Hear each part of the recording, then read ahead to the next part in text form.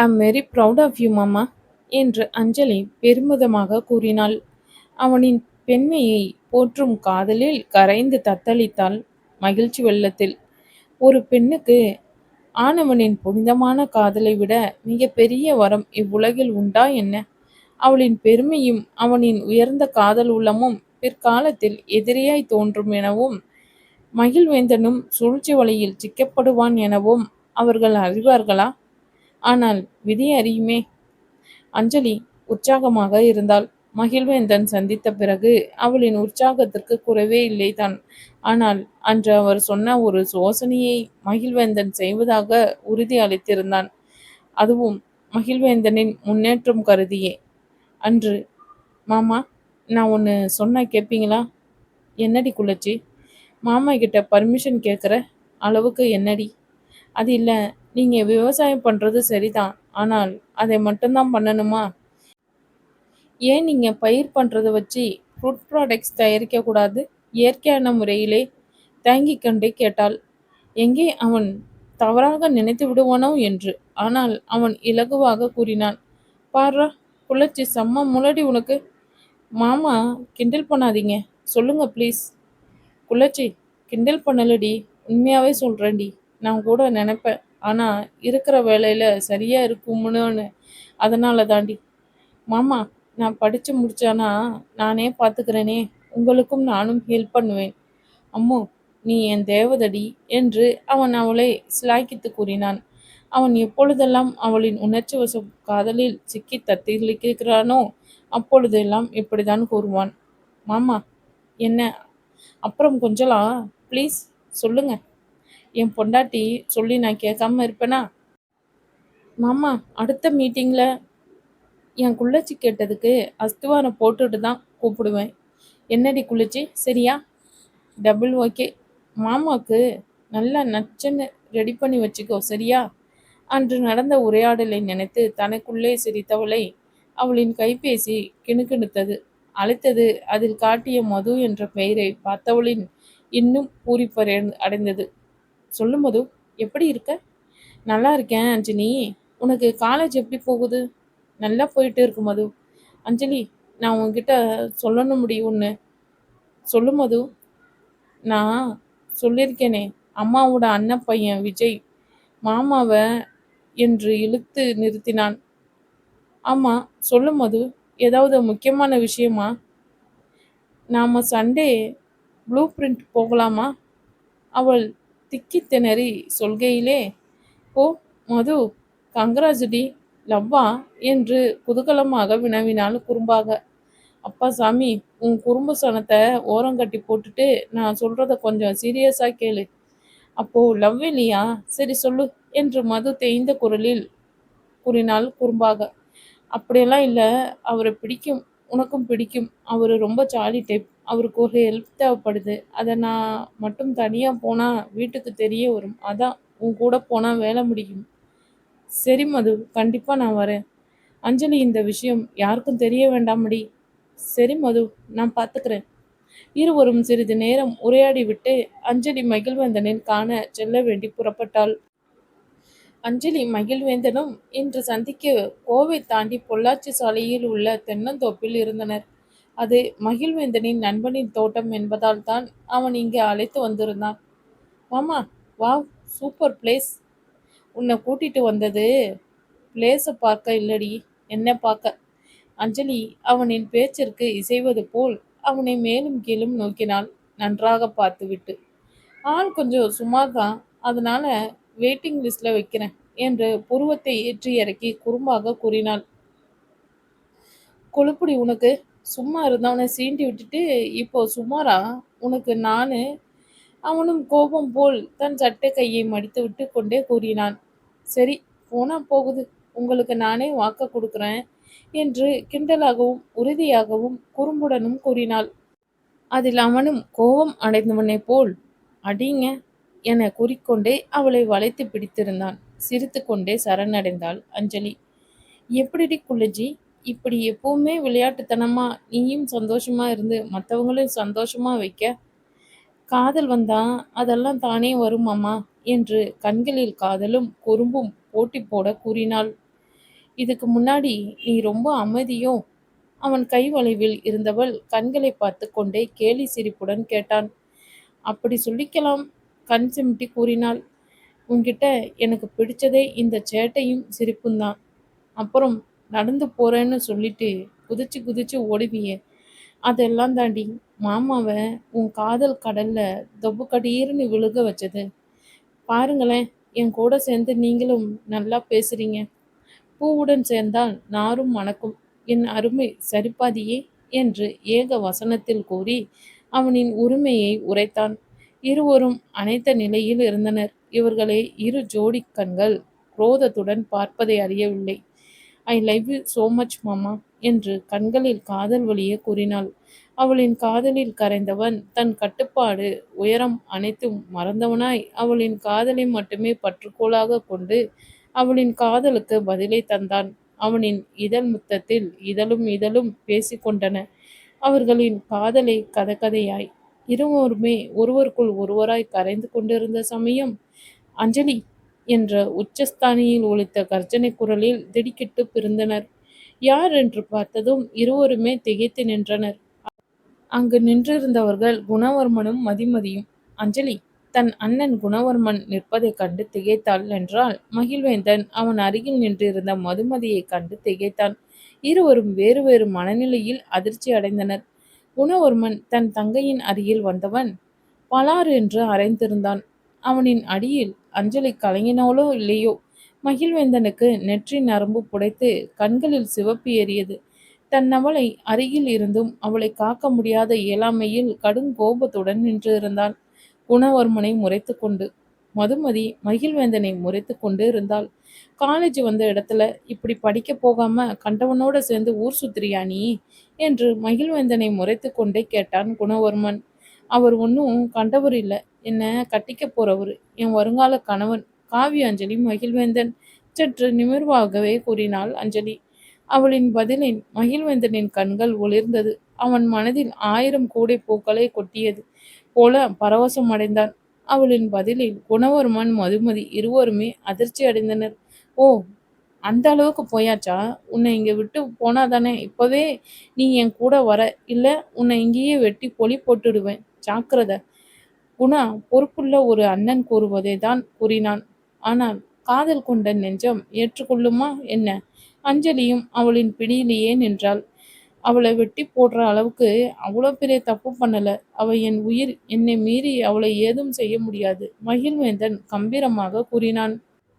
ஊர்ல உன்னை பெரிய மனுஷன்னு சொல்லிக்கிறாங்களாமே, ஒரு பெரிய மனுஷன் செய்யற விஷயமா இது? குணா நக்கலாக வினாவினான். ஆமாங்கடா, எங்கேயுமே பெரிய மனுஷன்னு சொல்லி நல்லது பண்றவனுக்கு காதல் வரக்கூடாது, கல்யாணம் பண்ணக்கூடாது, குழந்தை பெத்துக்க கூடாதுன்னு புதுசா ரூல்ஸ் கொண்டு வருவீங்க போலவே. மகிழ்வேந்தனும் அவனுக்கு சரிசமமாய் பதில் கொடுத்தான். உன்கிட்ட எனக்கு என்னடா பேச்சு? அஞ்சலி நீ வா, உனக்கு இவனை விட நல்ல பையனா பார்த்து கல்யாணம் பண்ணி வைக்கிறேன் என்று அவளின் கையை பிடித்து இழுத்து அழைத்தான் குணவர்மன். கனல் கக்கும் பார்வையை மகிழ்வேந்தன் மேல் வீசவும் தவறவில்லை. ஆனால் அவள் அசைந்தாள் அல்லவே. குணவர்மன் கைப்பிடிக்கும் முன்னே மகிழ்வேந்தன் பற்றியிருந்தான். அஞ்சலி தான் அல்லாடினாள் இருவருக்கும் இடையில் மாட்டிக்கொண்டு. அஞ்சலி அவன் கையை விட்டு விட்டு வா, குணவர்மன் ஆணையிட்டான்.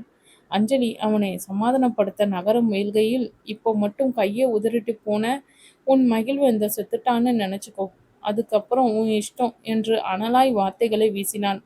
மகிழ்வேந்தனின் வார்த்தைகளில் அஞ்சலியின் கண்கள் கண்ணீரை உகுத்தது. அதில் குணவர்மன் கோபமடைந்தான். என்னடா, என் தங்கச்சியை பிளாக்மெயில் பண்றியா? அவ சின்ன பொண்ணுடா.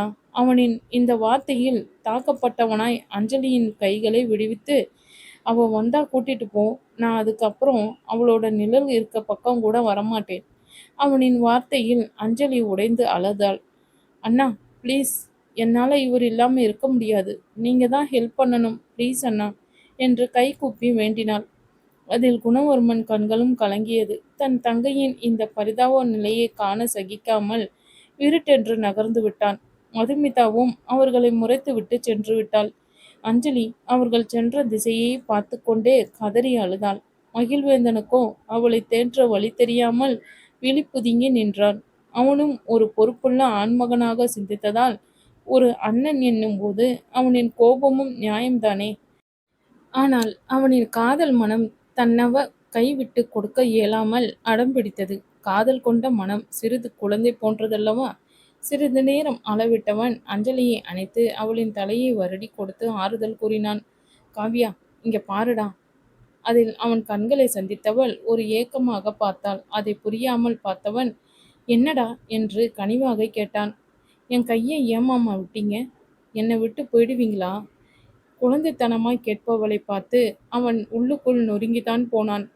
என் உயிரே போனாலும் உன்னை விட்டு போக மாட்டேன்டி என்று உறுதிமொழி கொடுத்தான். ஐயோ பாவம்! அந்த சத்தியமும் உறுதியும் மற்றவர்களின் சதிவலையில் எளிதாகச் சிக்கி இவனே குலைக்கப் போவதே அறியாமல்.